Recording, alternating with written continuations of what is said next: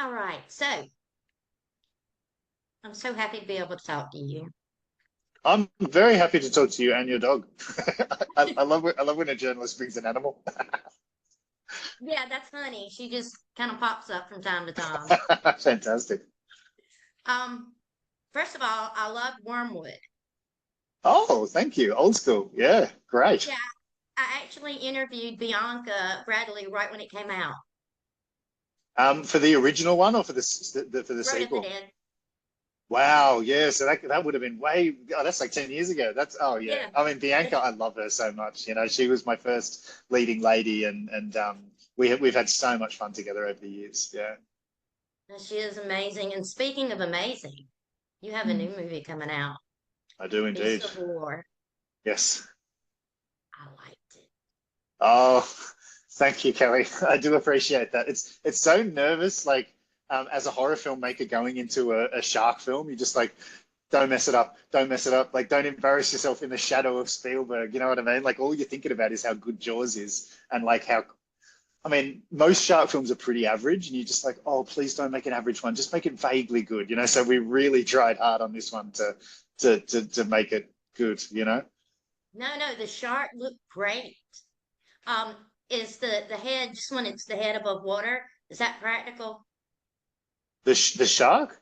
Yeah, Mm. anytime the shark's above water, it's practical. So we built like practical elements. Like we had like a giant puppet head that we can sort of put a stunt diver in, and he's like kind of smashing the teeth together and like really biting on the actors. Then we had like this giant submersible submarine, basically with a huge fin on the back, because like to me, you want to. It's not about the fin; it's about the weight of the thing under the fin. So when you see that fin, being towed through the water, you get the idea that there's like a ton of animal underneath it because the wave is like sort of splitting off on either side of the fin. Like that's a practical effect that's really important because mostly with digital sharks, they don't get the water displacement right. There's that uncanny valley thing happening, and the sharks move too quick.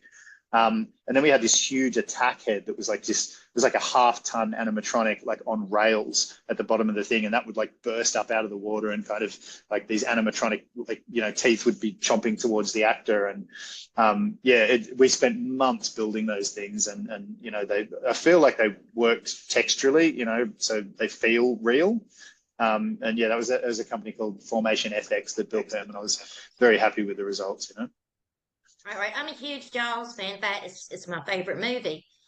And I so get, disappointed so often by the Mm, CGI bad sharks.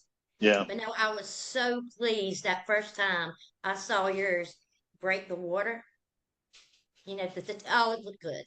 It makes a difference, eh? Like horror is very much a textural medium. Like I always prefer to go for practical effects if I can with horror.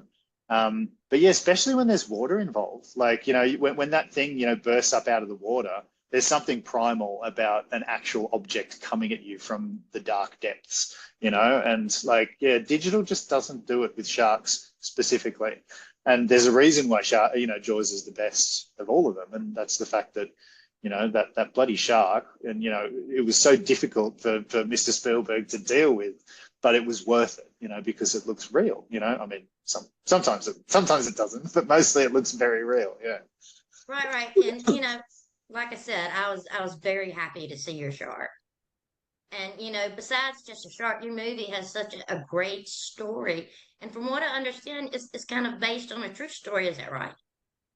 Yeah, the original inspiration was me watching Jaws and just going, I want to see the Quint story. I want to see the USS Indianapolis thing, but I want to see it done like Spielberg would do it, which is he's got this great way of making these perfect genre films, but also, directing them or approaching them like in a David Lean adventure kind of way and adding all this amazing Hitchcockian kind of cinematic style. And I'm like, I just hadn't seen a shark film made in that style for a while. Everybody either makes a schlocky B movie or a well-made schlocky B movie, or just like some documentary style paranormal activity with a shark thing, or just crap. Like it's shark exploitation. I'm no interest in that. I like Jaws, and I'm like I hadn't Right. seen somebody do that for a while. And so I knew I couldn't do the USS Indianapolis thing because you need $100 million of Nicolas Cage to do that one. And so I did a little bit of research and realized that there was an Australian version of that where the HMAS Armidale got sunk in 1942 by Japanese Zeros, and hundreds of men went in the ocean, and like some of them were just never seen again, and a lot of them were eaten by sharks. And so I sort of was inspired by that true event and did a lot of research into that to kind of add a lot of realism into my own piece. But really, it was just inspired by, and then I just kind of went off and wrote my own, sort of cinematic roller coaster version of that.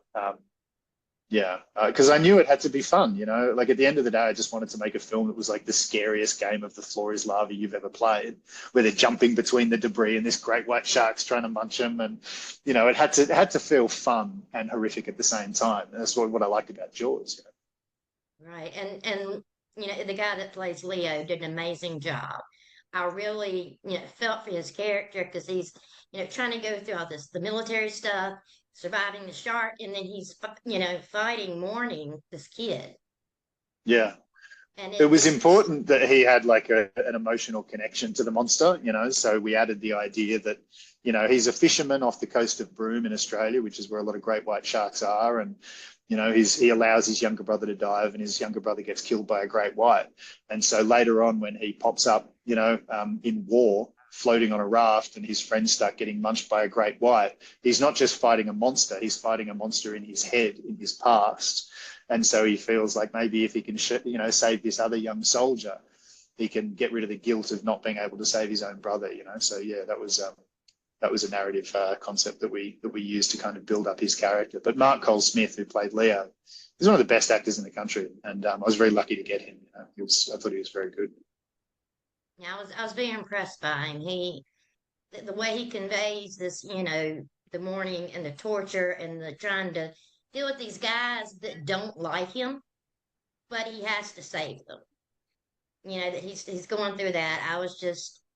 He portrayed that really well. Yeah, and he's very naturally like that himself. Like he's got that weird integrity. He feels like somebody that if you went to war, you'd want to go stand next to Mark. You know what I mean? And yeah, he sort of feels like a real life hero. And he does all his own stunts and that. And he's a free diver, so he can dive like 10 meters down and hold his breath for 5 minutes. And yeah, I mean, this he's just a powerhouse, and he's very easy on the eyes too, which helps. And I also love the way that we're introduced to these characters. When they're going through training and they're covered in mud and fighting, and you really empathize with them, and you get attached to them. And I think that's very important in any movie. Well, yeah, we've got a big sort of training sequence at the start, like 10, 15 minutes of just watching them go through boot camp. And there were two reasons for that. I knew that we were going to just be stuck on a raft in a fog bank, for like 70 minutes, and that could get a little bit claustrophobic. So I wanted to start really opening this film up and just, film their training sequence in some of the most beautiful jungle in Byron Bay in Australia. But also we needed that 10, 15-minute sequence for the audience to be able to get to know the characters and bond with them and see that they've bonded before the monster comes up and starts eating them. Because with a genre film like this, if you don't care about the characters, once the monster comes out, you're sort of just dead in the water, unintended. So it's very important that you get the narrative right and the characters right, and the monster right. And if you do all of those things, then you could have a successful genre film, Right. And I think it will be, because I loved it. Well, thank you for saying that, Kelly. I hope people go and see it. You know what I mean? It's one of those things where it's just like, if people go and see it, like in the theater, then it's a lot easier for me to get to make another film. So many films these days, they sort of pop up and they're good, and then they just go to streaming. We need people to actually get up and go and see these films. So I'm hoping that we've got enough original elements to get people out to watch another shark film, yeah, we'll see how we go, Yeah, I think so, because I'm a little bit jaded. It's hard for me to be pleased with a lot of movies. But Yeah. I really did. I was like, well, this is a cool movie. I could watch this again. which is rare. It's fun on a big screen too. I watched the premiere over at the Melbourne International Film Festival, and to watch it with an audience was really fun. You know, they're sort of jumping and moaning and screaming and laughing and groaning, you know, all at the right times. It's a very audience interactive film. So yeah, it's a fun one to watch in the cinema, I think. Well, I truly hope that our viewers and readers go and see it because it really was a great film. And I can't wait to see what you do next.